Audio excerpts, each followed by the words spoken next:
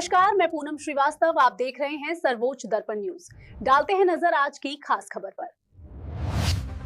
अयोध्या वैदिक मंत्रों उच्चारण के साथ भव्य शोभा यात्रा एवं देवाराधन पूर्वक श्रीमद् भागवत कथा का शुभारंभ अयोध्या पोरा बाजार क्षेत्र के राजेपुर में आयोजित श्रीमद् भागवत कथा का शुभारंभ वैदिक मंत्रों उच्चारण, भव्य शोभा यात्रा और देवाराधन के साथ श्रद्धा एवं भक्ति के वातावरण में हुआ। शोभा यात्रा में बड़ी संख्या में श्रद्धालु शामिल हुए और पूरे क्षेत्र में भक्ति का माहौल देखने को मिला।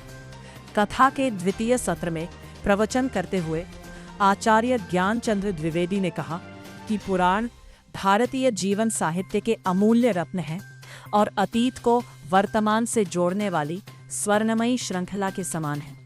उन्होंने कहा कि भगवान की कथा मनुष्य के हृदय में ज्ञान, वैराग्य और भक्ति का संचार करती है। आचार्य द्विवेदी ने कहा कि भगवान की कथा स्वयं भगवान से भी अधिक उदार मानी गई है, क्योंकि इसके श्रवण मात्र से पापी व्यक्ति भी मोक्ष प्राप्त कर सकता है। उन्होंने उदाहरण देते हुए कहा कि धुंधुकारी जैसा उग्र पापी भी भगवत कथा के प्रभाव से भगवान के धाम का अधिकारी बन गया। उन्होंने कहा कि भगवान श्री कृष्ण सच्चिदानंद स्वरूप है।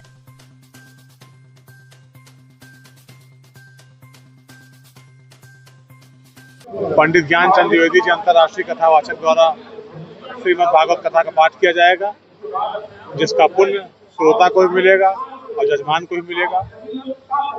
और बहुत अच्छे कथावाचक हैं।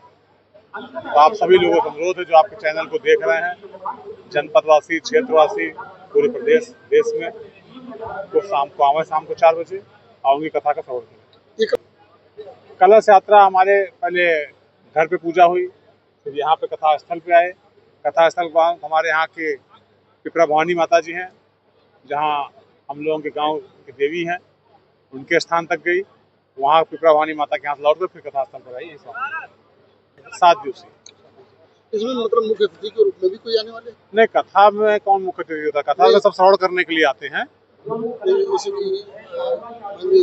इस तरीके से कोई वो नहीं है।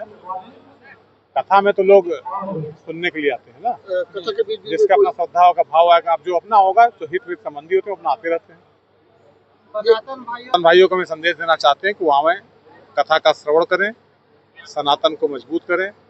क्या हमारी रीति रिवाज थी, क्या परंपराएं थी, जो हमारा नौजवान इन चीज़ों को भूलता जा रहा है, कि हमारी क्या गौरवशाली गाथा थी, किस तरीके से हमारे पूर्वजों ने संघर्ष किया, किस तरीके से आज सनातन बचा हुआ है, और हमारे सनातन को बचाए रखने के लिए क्या वेदों में परंपराएं बनाई गई थी, कैसे हमारे रीति रिवाज थे। श्रीमद् भागवत कथा का श्रवण करने को उपरांत ही हमें ज्ञान होता है कि हमारा जीवन कैसे होना चाहिए, किन परंपराओं और रीति रिवाजों को पालन करना चाहिए, कैसे हमारा जीवन धन्य होगा।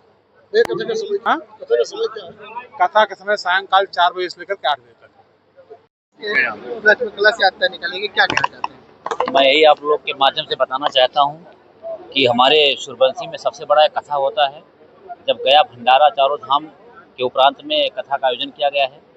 हमारे गोसाईगंज विधायक आदरणीय श्री अभय सिंह, उनके पिताजी हमारे सूर्यवंशी समिति उत्थान के अध्यक्ष महोदय हैं। मैं उसी का उपाध्यक्ष हूँ, जिनके नाते मैं आपके माध्यम से कहना चाहूँगा कि आज कथा का प्रथम दिन है। कलश यात्रा आपने देख लिया है। पूरे हमारे क्षत्रिय सूर्यवंशी समाज के, पूरे जनपद के सभी यहाँ पे जितने सहयोगी हैं, सब लोग आए हुए हैं। आप लोग को बताने की कोई जरूरत नहीं है।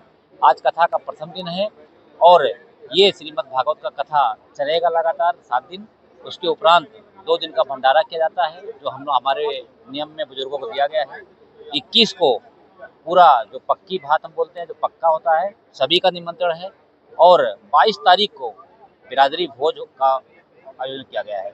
कौन से महाराज जी के द्वारा? ये क्या नाम है? ज्ञानचंद्र द्विवेदी जी हैं महाराज जी, उनके द्वारा कथा का पान किया जाएगा। अब इसके बारे में तो आप नेताजी से ले लिया है। ऐसा कोई नहीं है, ये राष्ट्र लेवल पर किया जा रहा है। ऐसा कोई नहीं है कि जिससे निमंत्रित किया गया हो।